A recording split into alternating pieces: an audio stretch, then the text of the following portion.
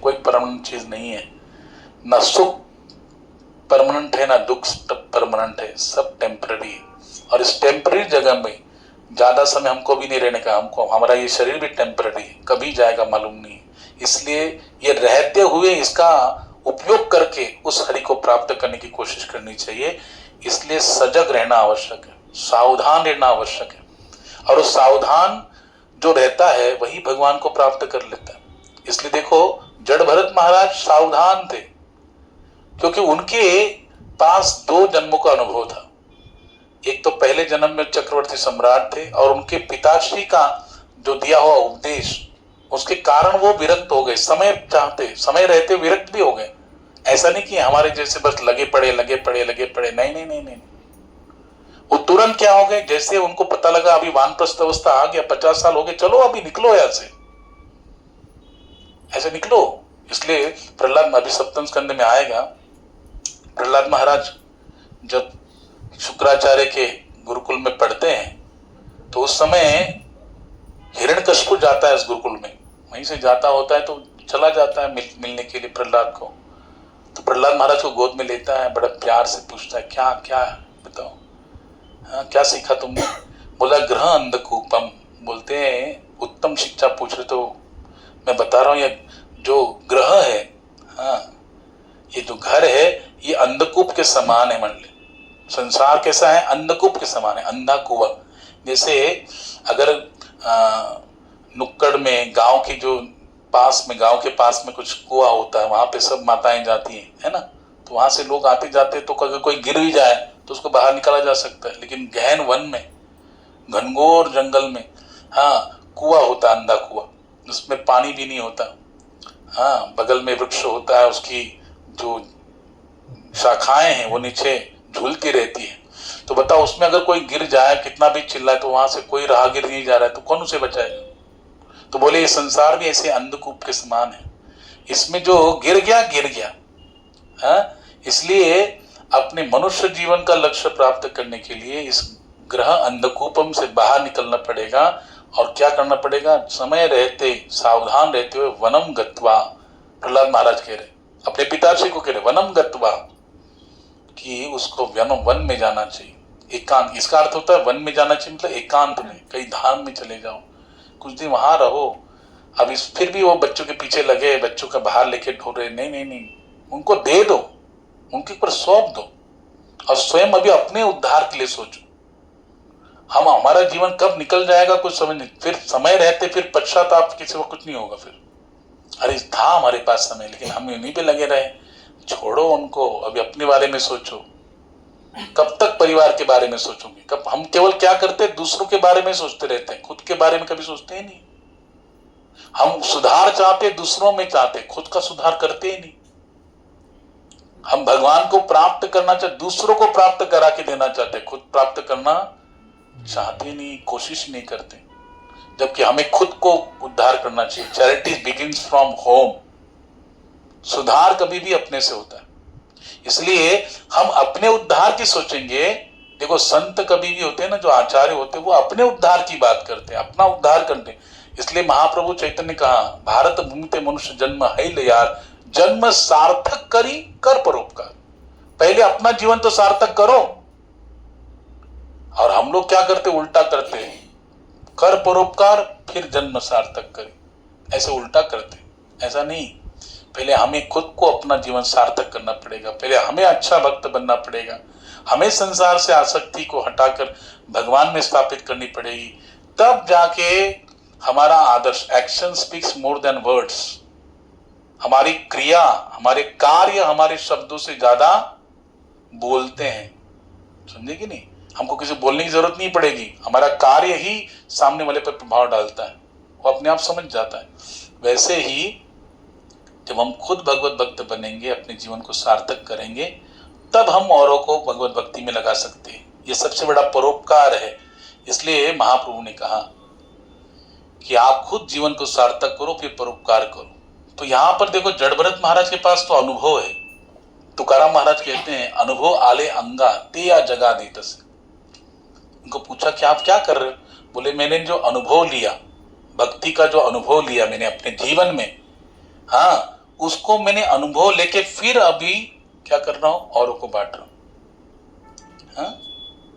तो वैसे ही भरत महाराज के पास क्या है, 2 जन्मों का अनुभव है कि नहीं भैया, मैं तो पहले चक्रवर्ती सम्राट था, भगवान का पुत्र बन के जन्म लिया, अब मैं पूरा विरक्त होके लग ही गया था भगवान के रास्ते में, लेकिन देखो भाव की अवस्था में पहुंचने के बाद भी हिरण के बच्चे में आसक्त हो गया, हिरण बनना पड़ा, उस जीवन को भी ऐसे ही व्यतीत करना पड़ा।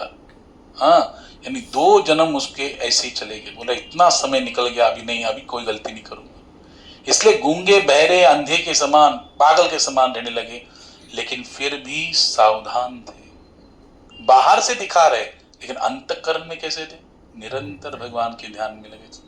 इसलिए वैष्णव क्रिया मुद्रा विज्ञ न बुझे, किसी भी वैष्णव के बाहरी बर्ताव से हमें उनके भक्ति के स्तर को टटोलना नहीं चाहिए। वैसे तो हमें कोई अधिकार ही नहीं है, किसी की भक्ति को क्या टटोलेंगे, हाँ, क्या जज करेंगे हम लोग। हाँ भाई, हमको जज करने के लिए भगवान बैठे हैं, गुरु बैठे हैं, आचार्य बैठे हैं, वो जज करेंगे, हम कौन होते हैं जज करने वाले। लेकिन हम लोग क्या करते हैं, वही प्रॉब्लम है। हम जब भक्ति के प्रांगण में आते हैं तो जैसे बच्चा होता है निर्दोष, वैसे हमारा हृदय होता है। हम केवल एक ही आशा लेके आते हैं, कोई अगर आता है भगवान की भक्ति करने, प्राप्त करने के लिए, अगर विशुद्ध थोड़ा उसका अंतकरण थोड़ा सा भी निर्मल हो, तो वो सत्संग के द्वारा भगवान की प्राप्ति करने के लिए प्रयासरत होता है, तभी उसका एकदम निर्दोष होता है। हाँ, अपने दोषों को देखता है कि देखो कितना समय निकल गया, मैं कैसा हूं, ये मेरे में दुर्गुण है, वो दुर्गुण है, इसको मुझे हटाना। अपने दुर्गुणों को दूर करने की सोचकर फिर भक्ति में प्रारंभ करते हैं, लेकिन धीरे धीरे धीरे धीरे धीरे अगल वाले भक्तों को देखते फिर, अरे हाँ इसमें ये दोष है, उसमें वो दोष है, उसमें ये ऐसा करती है, वो ऐसा करता है, हाँ वो ऐसा करता है तो चल जाता है, मैं ऐसा करूंगी तो नहीं चलता, हाँ वो ऐसा भोग लगाती चलता है, मैं ऐसा भोग लगाऊं तो नहीं चलेगा।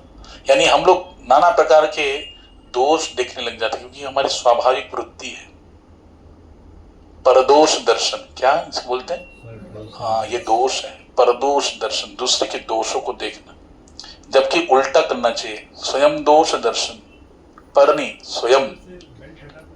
स्वयं के दोष का दर्शन करना है, स्वयं के दोषों का दर्शन करना है। तो ये कैसे होगा, ये तभी होता है जब हमारे पास हमारे सुधार के लिए हम प्रयासरत होते हैं। ध्यान से सुनिए, हम लोग क्या करते हैं ना, औरों को सुधारने की कोशिश करते हैं, उनको छोड़ो, हटाओ उनको।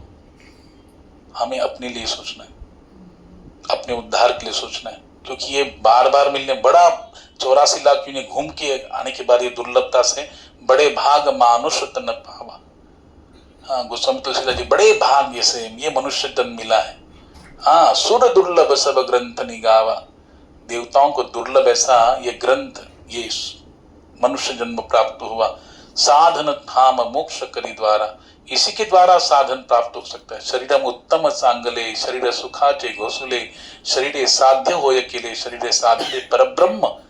इस शरीर का उत्तम उपयोग करके हम परब्रह्म की प्राप्ति कर सकते, ऐसा हमारा पास, ऐसा भगवान ने दिया, साधन दिया। भाई हम लोग सब कुछ देने के बाद भी अगर हम भक्ति नहीं करेंगे, भगवान को प्राप्त करने की कोशिश नहीं करेंगे, तो हमारा ये भगवान ने हमको जो उपहार दिया, ये देना ही क्या हो गया, निरर्थक होगा कि नहीं। अच्छा, भगवान ने देकर भी हमने उसका उपयोग नहीं किया, तो क्या भगवान फिर से देंगे? नहीं बोलेंगे, तुमको इसका महत्व नहीं है बेटा, जाओ घूमो, घूमो 84 लाख घूमो, एक एक योनि कोटि कोटि फेरा, एक एक योनि में करोड़ों करोड़ों जन्म घूमते घामते, फिर कभी हाँ हरि को लगा, दया आई, तो फिर मनुष्य जीवन मिलेगा। और उसमें अगर कृपा हुई भगवान की तो भारत में मिलेगा, अगर कृपा हो गई तो उसमें संतों का संग मिलेगा, उसमें मिलेगा तो गुरु मिलेंगे, नाम मिलेगा, भजन मिलेगा, सत्संग मिलेगा, हाँ धाम मिलेगा, वैष्णव मिलेंगे। अगर ये सब मिल रहा है तो हम सबसे बड़े सौभाग्यवान हैं। लेकिन अगर फिर भी ये सब मिलने के बाद भी अगर हम अपने जीवन को सार्थक नहीं कर रहे हैं, हम अपने जीवन को भगवत प्राप्ति नहीं कर पा रहे, तो हमारा जीवन निरर्थक है, हम सिंसियर नहीं है, गंभीर नहीं है, तो कोई मतलब नहीं है। जीवन की गंभीरता को समझो, इसको महत्व को समझो। इसलिए जड़ भरत महाराज देखो, भरत महाराज कितने सजग हैं, कितने सावधान हैं। आप बताओ, हम में से कोई ऐसा गूंगा बहरा अंधा कह के रह सकता है? बोलो। हाँ, हमारे सामने कोई है ऐसा क्यों करता है? हमको कोई गलत बोल देगा तो ऐसे कान ऐसे खड़े हो जाएंगे। हाँ, कोई कुछ बोल देगा तो हम लोग तुरंत उसको जवाब देने लग जाएंगे, वाणी तुरंत प्रस्फुटित हो जाएगी, गुस्सा अंदर से उबाल लेता है। अच्छा, ज्ञान हो अज्ञान जो भी है, हमारे बोलने वाणी से बोलना ही है हमको। ना हम गूंगे रह सकते, ना बहरे रह सकते, ना अंधे रह सकते। हम लोग बोलेंगे, देख के कोई अंधा रह सकता है? तुम ऐसा कर रही हो, तुम ऐसा कर रहे हो, मैं देख के अंधा रह सकता हूँ? यानी हम लोग को इंटरेस्ट है उसी में। हम लोग इस संसार के विषय में इतने इंटरेस्टेड है, बस देखना सुनना। बताओ, यही तो है ना कि ज्ञानेंद्रिय की नहीं। और इसी इंद्रियों के जाल में हम फंस गए। और ये इंद्रियों क्या है बोलो? आदत। अभी बताया ना मैंने, नल का एक उदाहरण बताया ना, आदत। और हमें यही तो आदत लग गई है, बोलने की, निरर्थक बोलने की, निरर्थक सुनने की, निरर्थक देखने की। ये आदत लग गई हमें। और इसी कारण हम लोग क्या है बोलो? हाँ, फंसे हुए हैं। और सबसे बड़ी बात क्या मालूम, सबसे बड़ा आश्चर्य क्या है? हम फंसे हुए हैं ये भी हमको मालूम नहीं, ये महसूस नहीं हो रहा। हमको लग रहा है अरे मैं बराबर हूँ, ये फंसी हुई है, मैं नहीं फंसा हूँ, मैं तो बड़ा ज्ञानी हूँ। और ऐसा कॉन्फिडेंस रहता है, भले मैं फंसा हुआ, थोड़ा तो आसक्ति होना चाहिए संसार में। एकदम क्या, एकदम निर्मल धुले हुए चावल जैसा नहीं होना चाहिए भैया, नहीं है। हम लोग थोड़ा तो होना चाहिए। अच्छा, थोड़ा हूं ना, निकल सकता हूं मैं, लेकिन मैंने इतना कॉन्फिडेंस रहता हमारे अंदर, जबकि हम लोग माया का प्रभाव नहीं समझते। समझे कि नहीं? भगवान कहते दैवी ऐसा गुणमयी। इसलिए संत कभी भी अपने मन को, अपने बुद्धि को, अपनी इंद्रियों को ढीला नहीं छोड़ते। वो निरंतर उनको व्यस्त रखते, निरंतर, क्योंकि जानते हैं मन कैसा है, शैतान के जैसा है। बस वो जैसी चांस मिला तुरंत गिरा देगा। इसलिए वो सजग रहते हैं। ये जड़ भरत महाराज के इस उदाहरण से पता लगता है, इनके जीवन चरित्र पता लगता है। उस समय वो चिंतन करते रहते थे, किसका? भगवान के चरण कमलों का निरंतर चिंतन करते थे, महिमाओं का गान करते थे, और केवल स्वयं को कुसंग से बचाने के लिए। कौन से संग से? कुसंग से बचाने के लिए वे बाह्य रूप से पागलों के जैसे व्यवहार करते थे, या कोई आए नहीं। हाँ, इनके पिताजी जो भरत महाराज के जन्म में कौन, ऋषभदेव भगवान, हमने सुना कि नहीं उनके विषय में? वो भी कैसे रहे? एकांत में रहे, एकदम पागल के जैसे रहे। वो तो दिगंबर अवस्था में रहते थे। रिद्धियां सिद्धियां प्रकट हो गई उनके सामने, अरे हाथ जोड़ के उनको स्वीकार कर लो। बोले नहीं नहीं नहीं, नहीं एक्सेप्ट करना है। क्यों? आज मैं तुमको एक्सेप्ट कर लूंगा, कोई आ जाएगा, दीन दुखी आ जाएगा, सोचेगा इसका कष्ट तो हरण कर रहा हूं, अपनी सिद्धियों का इस्तेमाल उससे कष्ट को हरण करने लगा रहा हूं। लेकिन धीरे धीरे फिर क्या होगा? माया कैसे प्रभाव पड़ेगी? कीर्ति बढ़ जाएगी, यश बढ़ जाएगा, लोग हमारा पूजा करने लग जाएंगे, हाँ, हमारा जय जयकार कर लेंगे। उसी में फिर क्या होगा? फिर स्तुति सुनने की आदत लगेगी, और व्यक्ति को अपनी स्तुति सुनने में बड़ा आनंद आता है। भले बाहर से दिखा रहे हो, अंदर से तो वो लड्डू फूटते है कि नहीं? हाँ, सोचो हम किसी को मैसेज करते हो, वो रिटर्न रिप्लाई नहीं करता, तो हमको लगता है कैसा इंसान है, हैं? इसको एटिकेट भी नहीं, शिष्टाचार नहीं, मैं इतना कर रहा हूँ और उसको रिप्लाई भी नहीं दे रहा है। यानी हमारी अपेक्षा है कि नहीं? बोलो, हम अपेक्षा रहित नहीं है। भगवान किसको प्रेम करते हैं? भगवान किसके पीछे भागते हैं? निरपेक्षम मुनिम शांतम। जो अपेक्षा रहित होता है भगवान उसके पीछे पागल है। और हम तो अपेक्षा रखते, मैसेज डालते हो, हम रिप्लाई चाहते हैं, उसको लोग देखें, उसको लाइक करें, है ना? हम स्टेटस पे डाल देते हैं, लोगों तक पहुंचना चाहिए। हाँ, यानी हम डाल रहे हैं, लेकिन फिर भी हमारे थोड़ा सा है कि नहीं आसक्ति? तो हम कैसे हैं बोलो? हम लोग संसार में आसक्ति से युक्त हम लोग, लेकिन हम लोग सजग नहीं है, सावधान नहीं। लेकिन जड़ भरत महाराज सावधान थे, निरंतर कुसंग से बचने के लिए। हम लोग तो कुसंग को प्राप्त करने के लिए निरंतर सजग रहते हैं, और ये सत्संग को प्राप्त करने के लिए सजग रहते हैं। ये महात्माओं में और हमारे हम में ये फर्क है। फिर कह रहे हैं, जड़ भरत के जो पिता थे उन पर विशेष स्नेह था। जो पिताजी थे ना जड़ भरत महाराज के, बहुत स्नेह करके, छोटा बच्चा था, दूसरे बीवी का जुड़वा पुत्र था, बराबर कि नहीं? जुड़वे जो बालक पैदा हुए थे, एक लड़की एक लड़का, उसमें से लड़का ये थे। यद्यपि उनका ये पुत्र जो है गृहस्थ आश्रम में प्रवेश करने के योग्य नहीं था। कैसे करेंगे? पागल के जैसा रहता है, कौन इसको पत्नी देगा? कौन कन्या देगा। फिर भी उन्होंने जड़भरत के ब्रह्मचर्य की समाप्ति तक समस्त संस्कार को संपन्न किया। सारे संस्कार जो है, जो एक साधारण बालक के लिए किए जाते हैं, वो सब संपन्न किया। तथापि जड़भरत मन में शिक्षा प्राप्त करने की कोई इच्छा नहीं थी। कोई भी संसारिक विद्या, भौतिक विद्या में उनको कोई इंटरेस्ट नहीं था, क्योंकि वो अनुभव कर चुके थे, पहले मैंने भोगा है भाई। फिर इस विद्या का अहंकार आ जाएगा, फिर मैं फंस जाऊंगा। नहीं नहीं, अब मुझे फंसना नहीं है। इसलिए पिताजी अपना कर्तव्य मानकर उनका शिक्षित करने का पूरा प्रयास किया। तुम तो एजुकेशन प्राप्त, तुम्हारे 9 भाई पढ़ लिख के बड़े हो जाएंगे, तुम्हें फिर ऐसे रहना पड़ेगा। तुम ऐसे रह जाओ, तुम्हारे कोई कीमत नहीं रहेगी, इज्जत नहीं रहेगी, तुमको तो नौकर के जैसा बिहेव करेंगे। तुम अपना सीखो, अपने पैर पे खड़े हो जाओ। लेकिन जड़भरत महाराज सदैव अपने पिता के सामने मूर्ख जैसा व्यवहार करते थे, जिससे वो निराश होकर उनको शिक्षा देने का प्रयास छोड़ दे कि भैया आप ये पागल है, इसको क्या बेकार में इसका पीछे भागना, कुछ मतलब नहीं है।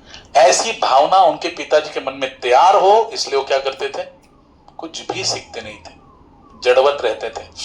जब भी उनके पिताजी उनको कुछ समझाने का प्रयास करते थे तो जड़भरत क्या करते थे, उसका ठीक विपरीत व्यवहार करते थे। पिछली बार भी हमने चर्चा किया था।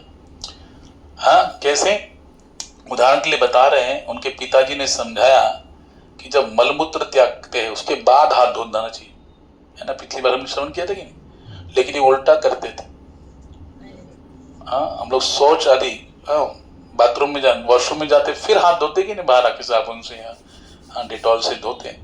तो ये उल्टा करते, पहले हाथ धोते थे, बाद में मलमूत्र को त्याग करने जाते थे। उल्टा करते थे, वो जो बता रहे उसके ठीक उल्टा करते थे।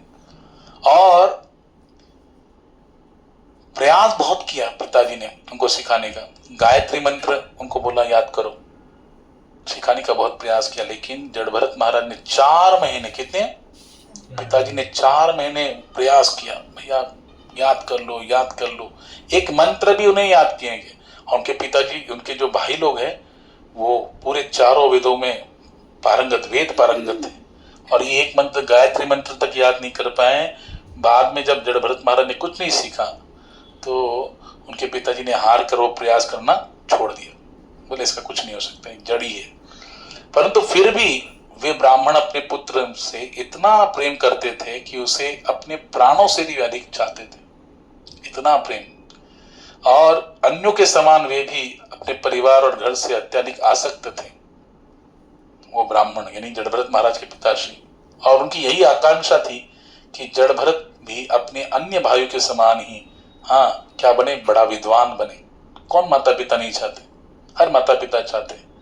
2 पुत्र होंगे तो ये चाहेंगे क्या वो बड़ा अच्छा बने, दूसरा की तुम बेकार बने, ऐसा नहीं। दोनों को समान स्तर पे विद्वत्ता प्राप्त हो, दोनों सुखी रहे, अच्छे अच्छे पोस्ट में काम पे लग जाए, उनका कल्याण हो जाए, सुखी हो जाए, हमारी आंखों के सामने सब उनका जीवन निहाल हो जाए, सब माता पिता चाहते हैं। लेकिन यहाँ पर उनकी इच्छा होने के बाद भी जड़भरत महाराज वैसे नहीं रहे। ना जड़भरत को वैदिक ज्ञान, स्वच्छता, यज्ञ अनुष्ठान और गुरु की सेवा आदि के विषय में शिक्षा देने के लिए जितना भी प्रयास किया, सब विफल प्रयास करते करते ब्राह्मण पूरी तरह भूल गए। और एक दिन उन्होंने अपना शरीर त्यागना ही भूल गए। कौन, उनके पिताजी इनके पीछे लग लग के कर रहे सीखो सीखो सीखो, पढ़ो पढ़ो, ये करते करते ब्राह्मण ही भूल के मुझे एक दिन शरीर त्यागना है। लेकिन मृत्यु तो नहीं भूली थी ना। हम लोग भूल जाते हैं मृत्यु को घर के कार्यों में, लेकिन मृत्यु को ही भूलती है। समय आता है बराबर मृत्यु क्या करती है, लेके जाती। हमारे अभी गुरु भाई का शरीर छूटा, अभी उनका नाम गुरुदेव ने उनको दीक्षा दी थी। और कैसा उनका देखो पूर्व कर्म कैसा है कि ना उनके पैर चलते थे, पोलियो के कारण उनका पैर भी चला गया और हाथ भी काम नहीं करते थे। वो आपको यकीन नहीं होगा, हम लोग तो हाथ से उठा पाते कि नहीं रोटी ये सब, उनके हाथ ही नहीं काम करते थे, पैर भी नहीं काम करते थे। वो ऐसे उठाते थे अन्न को, ऐसे उठा के फिर ऐसे खाते थे। सोचो ऐसी विकट अवस्था थी। और इतने भगवान की क्या कृपा। देखो कर्म कैसा है कि ऐसे शरीर प्राप्त हुआ। हाँ, कभी स्वामी जी बोलते हैं कि प्रारब्ध कर्म, देखो संचित कर्म है ना, संचित कर्म अनेक जन्मों की हुए संचित कर्म में से कुछ भगवान क्या करते, इस जीवन को वर्तमान शरीर को बनाने के लिए प्रारब्ध कर्म को चुनते, उसमें से कुछ कर्म लेके शरीर बनता है और इसमें सब फिक्स है। वो प्रारब्ध कर्म के अनुसार हमको बीमारी होगी, फिक्स है, वो बीमारी होगी। लेकिन वर्तमान में अगर हम जो क्रियमान कर्म है, वर्तमान में कर्म अच्छे करेंगे तो उस भक्ति करने से क्या होता है, भक्ति करने से बीमारी ठीक नहीं होती, बीमारी को सहन करने की, उसके कष्ट को सहन करने की शक्ति प्राप्त होती। किससे? भक्ति से। समझे कि नहीं? उसमें कष्ट होता है उनको बहुत, लेकिन कष्ट सहन करने की क्या होती है, शक्ति प्राप्त होती है भक्ति करने से। इसलिए महात्मा लोग अपने जीवन को दर्शाते हैं कि देखो इतना कष्ट है, वेदना है, हाँ, लेकिन कभी भी वो भगवान से कंप्लेंट नहीं करते कि भगवान अरे हम आपकी भक्ति कर रहे हैं, हमको इतना भोगना पड़ रहा है, कष्ट पड़ रहा है। हाँ, माधव दास करके जगन्नाथ जी के भक्त थे और वो भगवान की भक्ति करते थे, लेकिन एक बार क्या हो गया, फिर बुढ़ापे में वृद्ध हो गए, उनको डायरिया हो गया और सब लूज मोशन होने लग गया। तो भगवान स्वयं आके उनकी सेवा कर रहे हैं पूरा। और भगवान ने कहा कि देखो मैं तुम्हारी सेवा, लेकिन 15 दिन की बीमारी अभी भी शेष है। तो बोला अभी मेरी हिम्मत ही नहीं है प्रभु, आप मेरी सेवा कर रहे हैं, अभी मैं अच्छा नहीं लग रहा, आप मुझे ठीक क्यों नहीं करते? बोले नहीं, अभी मैं आपको अगर ठीक कर दूंगा तो ये कर्म का भोग, तुम्हारा कर्मों का भोग है, तुमको भोग खत्म करना पड़ेगा, तो अगले जन्म में फिर से भोगना पड़ेगा। ना भुक्तम श्रियते कर्म जन्म कोटि शतेरपि अवश्यमेव भोक्तव्यम कृतम कर्म शुभाशुभम। शास्त्र कह रहा हमने जो किया है वो हमको भोगना ही पड़ेगा, भोग कर ही खत्म करना पड़ेगा। ये नियम है इस विश्व का, जिस विश्व में हम रह रहे हैं। विश्व प्रधान कर्म प्रधान विश्व रचिराखा, जो जस करहि सो तस फल चाखा। ये कर्म भूमि है, जैसा करोगे वैसे प्राप्त होगा, वैसा भरना पड़ेगा। तो वहां पे कह रहे हैं भगवान जगन्नाथ जी कह रहे हैं कि अगर मैं स्वयं तुम्हें माफ कर दूंगा ना, तो ये कर्म तुम्हारा वैसे बना ही रहेगा, कुछ नहीं होने वाला, तुमको आगे भोगना ही पड़ेगा। इसलिए अभी भोग के खत्म करो। तो भगवान ने इतने दयालु कि भगवान ने स्वयं 15 दिन उनकी भक्ति जो कष्ट है अपने ऊपर लिया। हाँ, उन्हीं का जो प्रेम है माधव दास का, वो एक ट्रेडिशन जैसा बन गया। आज भी उसी भाव के अनुरूप ज्येष्ठ पूर्णिमा को जो स्नान यात्रा होती है, उसके उपरांत भगवान, यानी उस दिन 108 कलशों में जो जल भरकर पवित्र जलों से भगवान को स्नान कराया जाता है, उसके उपरांत भगवान लीला करते 15 डेज का बीमारी का। ये भगवान बीमार हो जाते हैं, भगवान को जड़ी बूटी, हाँ देखो बीमार व्यक्ति क्या खिलाया जाता है ना, जड़ी बूटी आदि काढ़ा ये सब खिला, फिर खिचड़ी हल्का अन्न देते हैं, वो भोग लगता है। और 15 डेज के बाद फिर तय होके फिर भगवान जगन्नाथ नेत्रोत्सव होता है रथ यात्रा से एक दिन पहले, तब भगवान का दर्शन होता है। तो ये अनवसर काल है और इस काल में भगवान बीमार है। तो ये लीला भगवान ने क्यों किया बताओ? उन्हीं अपने भक्त के प्रेम में ये भगवान का ये जो लीला हुई थी, उसका ही एक क्या है, एक स्मरण, प्रमाण भी और स्मरण भी होता है। ठाकुर जी उसको हर अपने भक्त की लीला को, अपने जीवन को इतना महत्व देते हैं, उसकी क्रिया को इतना महत्व देते हैं कि उसको हर समय सभी भक्तों के सामने प्रस्तुत करते कि देखो ठाकुर जी का कितना प्रेम है अपने भक्त के प्रति। नहीं तो भगवान को क्या जरूरत पड़ी है? हाँ, कोई भगवान को कुछ नहीं होता, भगवान को कभी बीमारी नहीं होती है बताओ? कुछ नहीं होता। भगवान कभी भूखे नहीं रहते, हम खिलाएंगे तो भगवान खाएंगे ऐसा भी नहीं है। ठाकुर जी कहीं से भी, वो तो पूरी सृष्टि उनकी है, लेकिन हम भक्त का भाव भगवान ग्रहण करते हैं। इसलिए यहाँ पर जड़ भरत महाराज जो है वो इतने सजग थे, इतने पवित्र थे। उनके पिताजी ने उनको बहुत प्रयास करने के बाद भी वो कोई विद्वत्ता हासिल नहीं, क्योंकि वो जानते थे थोड़ा सा भी आएगा, कुछ ना कुछ अहंकार आएगा, फिर मैं फंस जाऊंगा। नहीं, मुझे फंसना है, मुझे अब नहीं फंसना है, मुझे निकलना है यहां से। इसलिए जड़भरत महाराज प्रयत्न थे। उनके पिताजी भूल गए, अपनी मृत्यु को भूलकर उनको सुधारने की कोशिश कर, लेकिन मृत्यु तो नहीं भूली थी। और सही समय आकर उनके पिताजी को मृत्यु ने क्या कर लिया, दबोच लिया, अपने साथ लेके गए।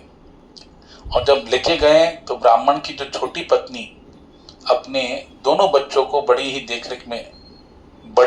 देखरेख में छोड़कर पति के साथ चिता में सती हो गई। यानी उनकी जो छोटी पत्नी है वो तो, ये 2 बच्चे थे ना उनको, जड़भरत महाराज और एक कन्या थी, उनको तो बड़े बच्चों के पास दे दिया और वो भी सती हो गई। इस प्रकार ब्राह्मण के समान उनको गति प्राप्त तो हुई। जड़भरत महाराज के पिता की मृत्यु के पश्चात 9 सौतेले भाई, उनके सौतेले भाई सगे नहीं, 9 सौतेले भाइयों ने उनकी शिक्षा के लिए कोई प्रयास नहीं किया। जो पिता ने किया तो कुछ नहीं पढ़ पाए तो हम क्या करें, है ना। देखो इस संसार में एक संसार का सत्य है, कटु सत्य है कि जीवन में जब तक 2 व्यक्ति ऐसे हैं संसार में जो जीवन में जब तक है तब तक हमको पूछेंगे जरूर, कब तक आपकी वैल्यू रहेगी। वो है माता पिता, है ना। माता पिता जब तक है तब तक आपकी वैल्यू आपको पूछेंगे कैसे क्या है, क्या कितना भी देर हो माँ जरूर पूछेगी कब आओगे, कितने बजे आओगे, क्यों देर हो रही है, खाया कि नहीं, हाँ, और तैयार करके रखेगी सब कुछ। वो 2 ऐसे भगवान ने पर्सन बनाए जो सदैव हमारे प्रेम के लिए हमको प्रेम करते हैं, हमको केयर करते हैं। लेकिन उनके जाने के बाद न भाई लोग ध्यान देंगे, न बहन लोग ध्यान देंगे, न कोई नहीं ध्यान देंगे। सदैव सगे संबंधी तो बहुत दूर की बात है, भाई भाई का नहीं रहता, बहन तो हाँ, जब वो चाले मोटा धंधा तो बहन बोले दादा, तुकाराम महाराज कहते हैं, क्या बोलते हैं, जब वो चाले मोटा धंधा, जब उसका अच्छा चल रहा है, पैसा वगैरह आ रहा है, बिजनेस हो रहा है, ना सब कुछ हो रहा है, जो मांगे गिफ्ट मिल रहा है, तो क्या होता है, तो बहन बोले दादा, अरे दादा, बहन बोलते हैं, भाई भैया भैया भैया करती। लेकिन जैसे गया तो सब गड़बड़।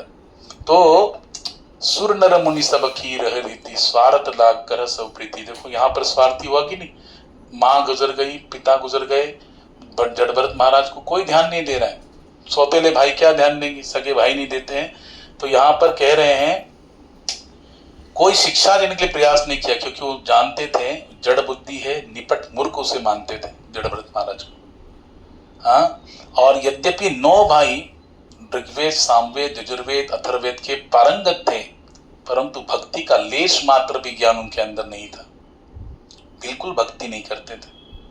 हाँ, एक होता है विद्वत्ता, है ना, हाँ, कोरा ज्ञान होता है, केवल शास्त्रों का पंडित हो जाता है, लेकिन भगवान की भक्ति नहीं है। तो माता देवहूति भी तृतीय स्कंद में कहते, अहो बस स्वपचोतो गरियान यद जिह्वाग्रे वर्तते नाम तुभ्यम, हाँ, तेपुस तपस्ते जुहुवु सस्नुरार्या ब्रह्मानुचूर्णाम गृणंति येते। भगवान कपिल की जो माता है देवहूति कहती है कि तुमने जो मुझे उपदेश किया है, इन सारे उपदेश का सार मैं इतना ही समझ रही हूँ। अहो बस स्वपचोतो गरियान, स्वपच यानी जो चंडाल व्यक्ति होता है कुल में पैदा, वो अगर चंडाल कुल में पैदा है, लेकिन यद जिह्वाग्रे वर्तते नाम तुभ्यम, उसकी जिह्वा के अग्रभाग पर भगवान का नाम वो उच्चारण कर रहा है, निरंतर अस्तित्व के नाम ले रहा है, तो वो उस ब्राह्मण से भी श्रेष्ठ है। तेपुस तपस्ते जुहुवु सष्टुनार्या ब्रह्मानुचूर्णाम गृणंति, वो उस ब्राह्मण से भी श्रेष्ठ है जो ब्राह्मण कुल में तो पैदा हुआ, वेद पारंगत भी है, लेकिन वो भगवान का नाम नहीं ले रहा है, भगवान की भक्ति नहीं कर रहा है। तो उस ब्राह्मण से तो चांडाल कुल में पैदा वो भक्त श्रेष्ठ है जो भगवान का नाम लेता है। इसलिए मुख्य बात क्या है, मुख्य बात विद्वत्ता नहीं है, है ना। बताओ गजेंद्र के पास क्या विद्वत्ता थी, कोई बोलता है ना, अरे भगवान तो उस पर कृपा करते हैं जो विद्वान होगा। तो गजेंद्र के पास क्या विद्वत्ता थी, वो तो हाथी था, हाथी के पास कोई विद्वत्ता होती है, हाँ। लेकिन उसने देखो भगवान को क्या समर्पित किया, पुष्प, कमल पुष्प समर्पित किया, ठाकुर जी ने उसको बचा लिया। वो ही भगवान को कहता कि भगवान उस पर प्रसन्न होते होंगे जो उम्र से ज्यादा होगा। हाँ, ध्रुवस्य च वयो, ध्रुव महाराज का क्या कितनी आयु थी, 5 साल की आयु थी, 6 महीने साधना करके भगवान को प्राप्त कर लिए। तो भगवान आयु भी नहीं देखते, भगवान विद्वत्ता को भी नहीं देखते। चलो भगवान सुंदरता को देखते होंगे, भगवान तुम बहुत सुंदर होगी, हाँ, तो भगवान हमको मिल जाएंगे, कृपा करेंगे, नहीं नहीं। शैरंद्री कंस की जो दासी थी कुब्जा, उसके पास क्या सुंदरता थी, 3 जगह कुबड़ी थी, लेकिन भगवान को चंदन लगा दिया माथे पे, बलराम जी को माथे पे चंदन लगा दिया, समस्त ग्वाल बालों के माथे पे चंदन लेपन किया। भगवान उसकी सेवा से प्रसन्न हो गए, उसके भाव से प्रसन्न होकर भगवान ने क्या किया, उसको उपहार दिया। क्या, ठोड़ी में 3 उंगलियां लगा दी, दोनों पैरों पे अपने पैर रख दिए और जोर से झटका मार दिया, सुंदर बना दिया भगवान। तो जो सुंदर है क्या भगवान उसे प्राप्त होते? नहीं, ऐसा नहीं है। सुंदर होना जरूरी नहीं है। कुब्जा अगर सुंदर होती तो भगवान मिलते हैं? बताओ। हाँ, लेकिन वो सुंदर नहीं थी, समर्पित थी। समर्पित होने से भगवान मिलते हैं, विद्वान होने से भगवान नहीं मिलते, उम्र ज्यादा होने से भगवान नहीं मिलते, सुंदर होने से भगवान नहीं मिलते। अच्छा, कोई बलवान होगा तो भगवान मिल जाएंगे? तो उग्रसेन महाराज जो कंस के पिता है, जिनको कारागार में डाला था, वो तो बहुत ही दुर्बल थे, लेकिन क्या उनको कृष्ण नहीं मिले? हाँ, दुर्बल ऐसा नहीं है कि दुर्बल नहीं, बलवान होगा तब भगवान मिलते नहीं, दुर्बल को भी, वो तो दुर्बल थे फिर भी कृष्ण मिले कि नहीं मिले? इसलिए भगवान ना सुंदरता देखते, ना बलवान देखते हैं, ना विद्वत्ता देखते हैं, ना उम्र देखते हैं। हाँ, तो भगवान क्या देखते, क्या है? ना जाति देखते हैं, मैं किस जाति की हो ये भी भगवान नहीं देखते, कि आपको प्राप्त करने तो आपको ब्राह्मण कुल में पैदा होना तब मैं आपको मिलूंगा, नहीं। शबरी कौन सी जाति की थी? शबर जाति की थी, लेकिन देखो उनको कहां जाना पड़ा, स्वयं राम जी आए कि नहीं आए? भगवान ने खुद आके उनको दर्शन दिया। जटायु तो चलो मनुष्य होना चाहिए, अरे जटायु देखो, हाँ, वो तो गिद्ध थे, गिद्ध शरीर था, लेकिन उन्होंने मां जानकी की सेवा की, तो भगवान श्री राम जी ने उनका अंत्य संस्कार खुद अपने हाथों से किया। भगवान श्री राम के जो पिता दशरथ जी का अंत्य संस्कार वो नहीं कर पाए, लेकिन उन्होंने अपने उस मां जानकी की रक्षा के लिए जटायु ने अपनी आयु को प्रदान किया, अपने प्राणों की आहुति दी, तो उसके संस्कार किया, अंत्य संस्कार उन्होंने स्वयं प्रदान किया। तो बताओ, क्या भगवान उसे नहीं मिले? अहिल्या का क्या पुण्य था, वो तो पाषाण बन के खड़ी थी, वो कहाँ आई भगवान के पास? लेकिन भगवान स्वयं उसके पास गए। यानी भगवान को प्राप्त करने के लिए हाँ, कोई भी ऐसे बंधन नहीं कि आपको ये होना चाहिए तो भगवान मिलेंगे, वो होना चाहिए तो भगवान मिलेंगे, कोई योग्यता की आवश्यकता नहीं। अयोग्य व्यक्ति को भी भगवान मिलेंगे, बस भगवान की कृपा प्राप्त करने के लिए आप भाजन बन जाइए, कृपा भाजन बनना चाहिए, बस वो योग्यता आनी चाहिए। कौन सी योग्यता? शरणागति भाव, समर्पित भाव। हाँ, वो महात्मा कह रहे थे बस ये करो, भगवान का भजन करो। मैंने भी थोड़ी देर पहले बताया कि नहीं, हम संसार की वस्तु को प्राप्त करने के पीछे भागते हैं, पूरा जीवन बीत जाता है, लेकिन हमारी इच्छाएं पूर्ण नहीं होती, वो वस्तुएं प्राप्त नहीं हो पाती। भगवान के भजन को दरकिनार करके उसको, उन वस्तु को प्राप्त करने की कोशिश करते, नहीं मिलती है, उन वस्तुओं को छोड़ दो और भगवान के पीछे लग जाओ, भजन के पीछे लग जाओ, वो सारी वस्तुएं आपके पीछे भागेंगी। खाने को भी मिलेगा, पहनने को भी मिलेगा, वस्त्र भी मिलेगा, सम्मान भी मिलेगा, धन भी मिलेगा, सब कुछ मिलेगा जो आपकी इच्छा हो। ये रहस्य है। लेकिन हम लोग क्या करते हैं, भगवान के वचन को एकदम निम्न स्तर का समझते हैं, उसमें कोई रुचि, उसमें कोई भी हमारा इंटरेस्ट नहीं है, कोई इंटरेस्ट नहीं, जबकि वो मेन है, वो मुख्य है। उसको पकड़ लेंगे तो सब कुछ मिलेगा, समझे कि नहीं? उस चीज को पकड़ लेंगे तो सब कुछ मिलेगा। हाँ, अली बाबा 40 चोर देखा आपने? हाँ, उसमें क्या होता था? खुल जा सिम सिम, है कि नहीं? हाँ, और उसको क्या मिला? जिन मिलना कि नहीं? बताओ, उसके पास वो मंत्र जिसके द्वारा क्या भूल जाता है, बोलो, वो खुल जाता है, सिम सिम खुल जाएगा तो द्वार खुल जाएगा, लेकिन अंदर क्या है? पूरा सोना चांदी ये सब। उसका भाई भी गया और उसने तो बोला खुल जा सिम सिम, लेकिन अंदर जाके हाँ खुल जा झिम झिम कुछ भी बोलने लगा, लेकिन वो खुला नहीं। और फिर 40 चोर आया, उसको मार दिया कि नहीं मार दिया? यानी संसार की वस्तु को प्राप्त करने के पीछे भागेंगे तो लोभ जरूर जागेगा। और भगवान कहते हैं त्रिविधम नरकस्येदम, 3 चीजें नरक के द्वार को लेके जा रहे हो, काम, क्रोध और लोभ।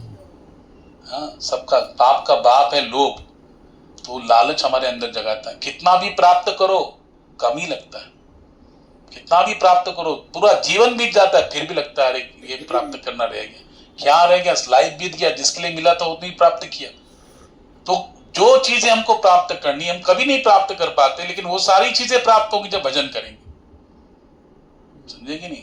हाँ, देखो हमारे शरीर में एक सा एग्जाम्पल है, आप धूप में चलो, ठीक है ना, आपकी छाया आपके पीछे चलती कि नहीं, हाँ या ना, लेकिन आपने उल्टा फिर गए, घूम गए, बोले मैं छाया का पीछा करूंगा, तो छाया हाथ में आएगी? जीवन बीत जाएगा, जन्मों जन्म बीत जाएगा, लेकिन कभी छाया हाथ में। लेकिन उस छाया को छोड़ो, उस परछाई को छोड़ो और उसको मुंह मोड़ के आप अपनी धुन में चलो, तो क्या होगा, वो परछाई आपके पीछे भागेगी।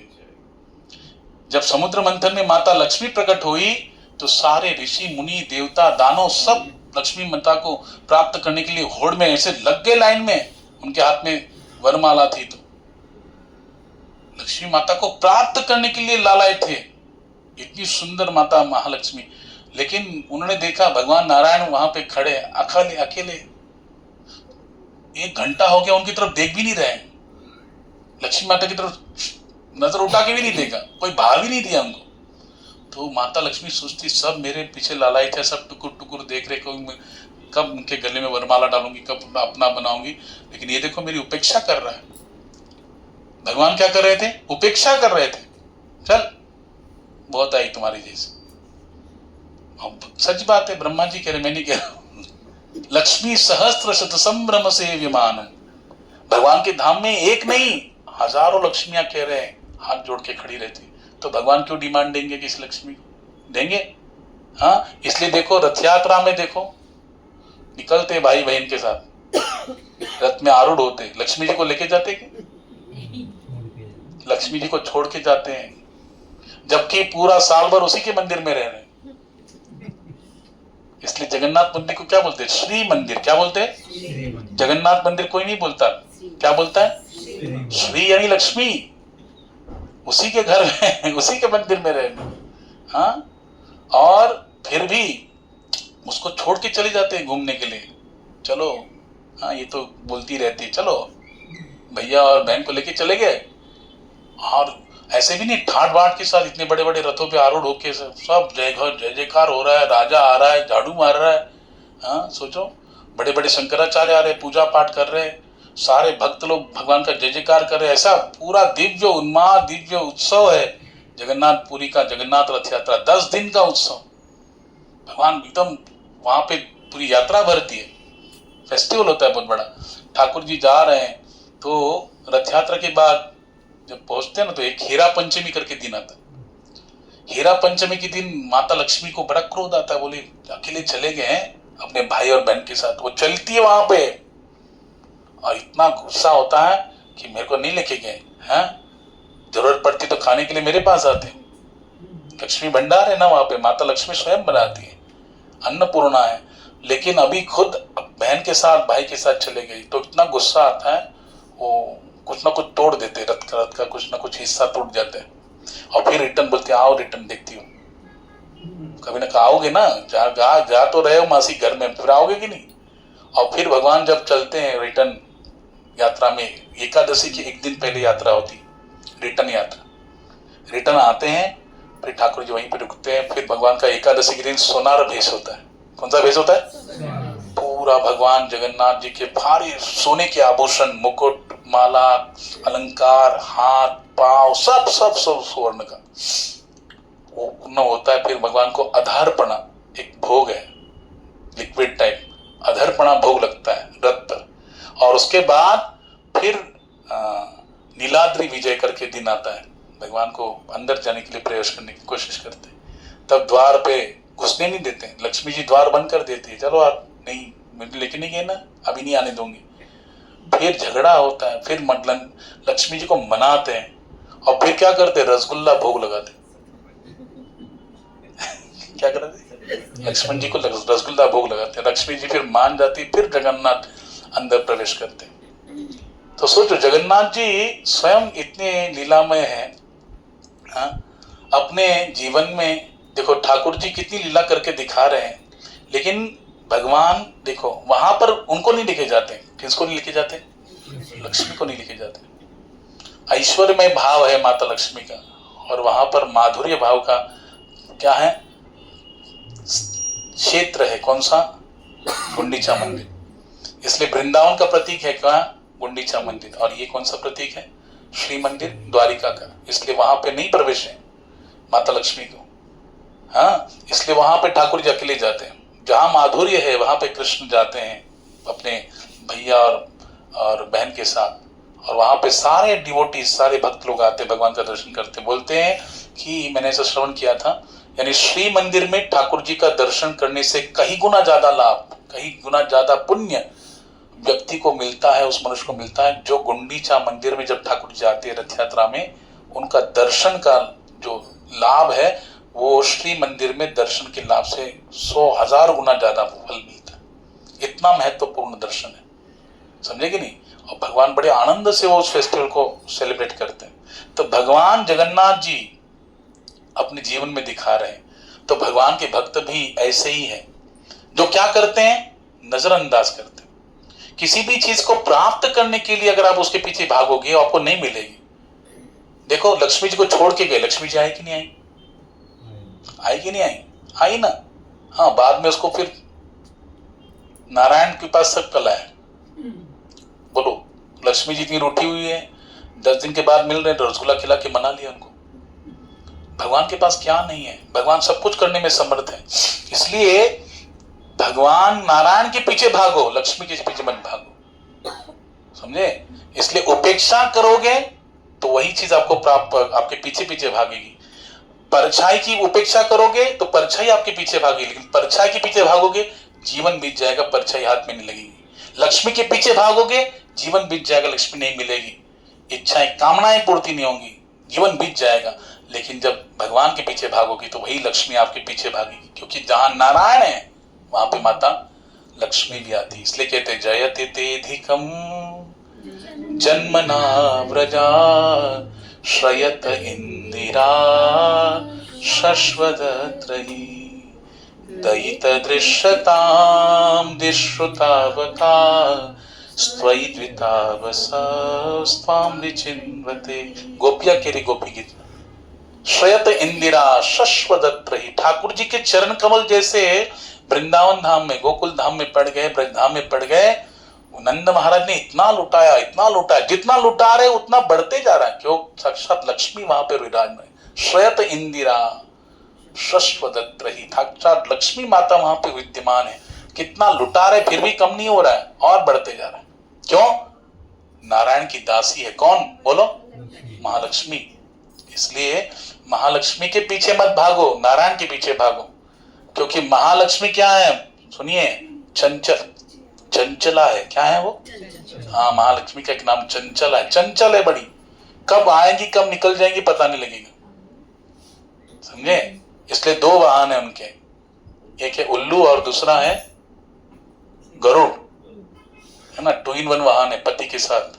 और एक अलग से है उनका वाहन उल्लू, जो दुष्कर्म करके धन अर्जित करता है, वो वहां पर लक्ष्मी उसके घर में उल्लू पर सवार होकर आती है। और जो सदमार्ग से सत्कर्म करते हुए अर्जन करता है लक्ष्मी का, उसके साथ भगवान के वाहन पर विराजमान होकर आती है, वहां पे स्थित रहती है। जहां पे नारायण की भक्ति है वहां लक्ष्मी भी स्थित रहती है, निरंतर रहती है। और जो दुष्कर्म करता है जैसे आती है, बताओ उल्लू को कब दिखता है? दिन को दिखता है? नहीं दिखता, है ना। यानी रात के समय जो कार्य होते हैं दुष्कर्म, उनके घर में लक्ष्मी उल्लू पे बैठ के ही जाती, जैसे जाती वैसे निकल भी जाती। इसलिए उपेक्षा करना आवश्यक है। जो आपको चाहिए ना उसकी उपेक्षा करना स्टार्ट कर दो, वो वस्तु आपको प्राप्त होने लगेगी। देखो आप बैठे हैं पंगत में, है ना, वो बांट रहे हैं, जैसे अभी है ना कहीं जाते हैं हम लोग सखी संबंधी के पास, तो समझो आखिर में मीठा बांट रहे, रसगुल्ला बांट रहे, तो हम लोग नहीं ऐसे करते हैं, तो ले लीजिए ना। हम कह रहे ना ना ना ना ना, और वो क्या करते हैं? डाल देते। हम ना कह रहे तो डाल रहे, है कि नहीं? ना कहने हाँ करे तो सोचते भैया आगे जाएगा, आएगा फिर और सोचेगा भी कितना खाता है। भले बोलेगा नहीं, लेकिन बोले सोचेगा कि नहीं कितना कितना है। बाकी के लोग भी हैं, मन में सोचेगा तो, लेकिन हम ना ना ना करेंगे, अरे ले लीजिए ना। यानी उपेक्षा किया तो क्या हुआ? जो वस्तु उपेक्षा किया तो मिल गई कि नहीं मिलेगी? यानी ऐसे ही है, हम उपेक्षा करेंगे तो जरूर मिलेगी, हाँ, लेकिन ऐसा मत, ये संसार की वस्तु के प्रति हुआ, ध्यान से सुनिए। अभी संसार की वस्तु की उपेक्षा करोगे, ठाकुर जी के पीछे लगोगे, ठाकुर जी की अपेक्षा करके संसारिक वस्तु की उपेक्षा करोगे तो संसारिक वस्तु पीछे लगेंगी।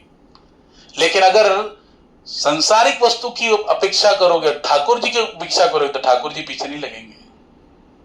ये फर्क है। क्या बोला मैंने?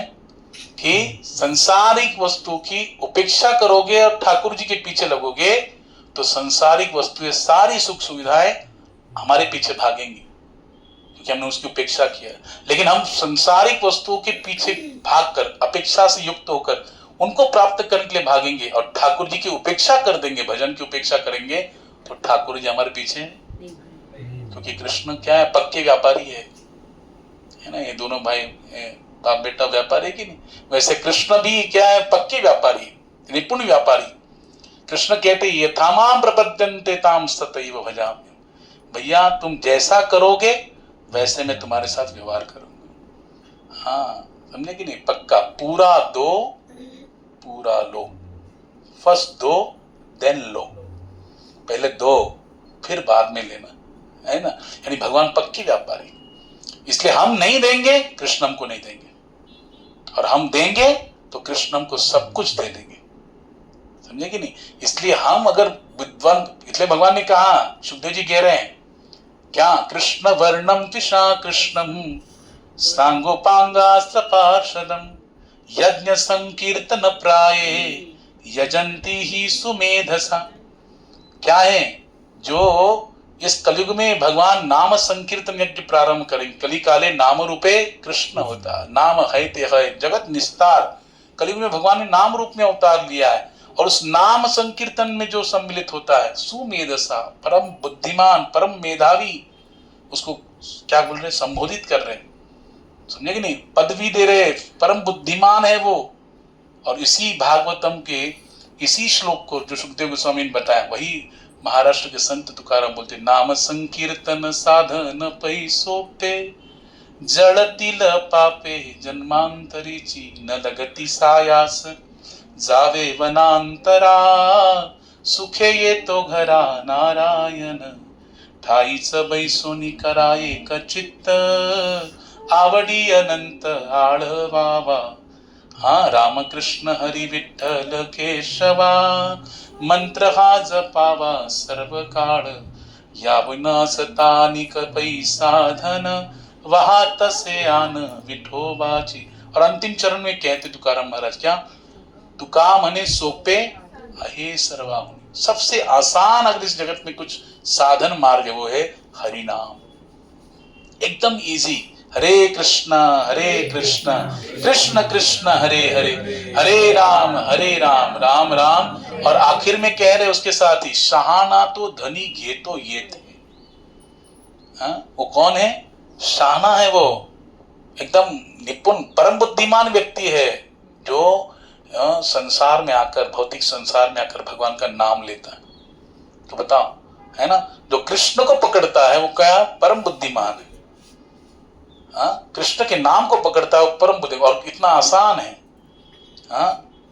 कोई भी समय नहीं, कोई समय की पाबंदी नहीं, कोई भी समय में, किसी भी अवस्था में, किसी भी परिस्थिति में, शुद्धता अशुद्धता में सब भगवान का नाम ले सकते हैं। लेकिन हम उसी को छोड़ देते हैं जिससे हमको सब कुछ प्राप्त होगा।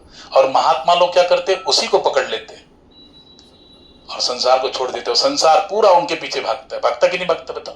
अरे हमारे पीछे, हम संसार के पीछे पूरा लाइफ बिता देते, हमारे बच्चे हमारे साथ नहीं रहते, हमारे बच्चे हमारी इज्जत नहीं करते, हमारे साथ नहीं रहते। पत्नी आ गई, बच्चे आ गए तो तुरंत अलग होकर हमसे दूर चले जाते। देखा है हमने, कितने घरों में देखा। अभी एक प्रभु जी हमारे पहचान के, वो उनकी कौन गए, पिता गुजर गए। मैं पूछा, पिताजी गुजर, माँ किधर है? फिर बोले माँ तो वहीं पे रहती है। कहाँ पे? उड़ीसा में। माँ को छोड़ के आ गए और यहाँ पे अपनी पत्नी बच्चों के साथ रह रहे हैं कंजूरमार्ग में। अच्छे पोस्ट में, नेवी कॉलोनी में ही रहते हैं और वहां पे नेवी में काम करते हैं, सोचो।